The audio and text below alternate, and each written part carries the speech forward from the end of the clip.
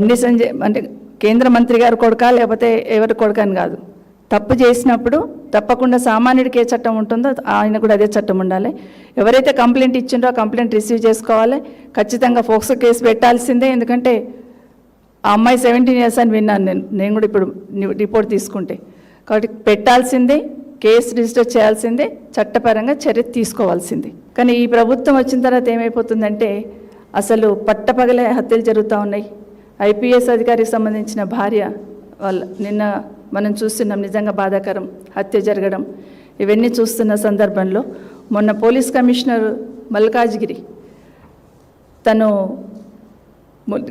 Dilsukh Nagar bus stand దగ్గర నిల్చున్నప్పుడు తనకు అనుభవాలు మనం చూస్తున్నాం. అసలు ఒక సాధారణ మహిళ ఆ ప్లేస్లో ఉంటే పరిస్థితి ఎట్లా ఉంటుంది?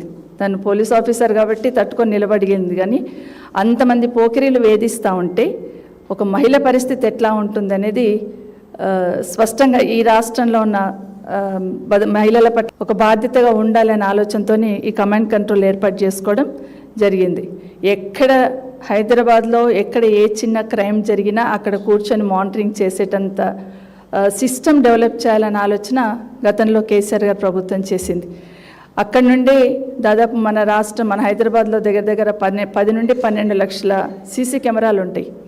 అక్కడి నుండే మానిటరింగ్ చేసే సిస్టమ్ని అక్కడ డెవలప్ చేశారు.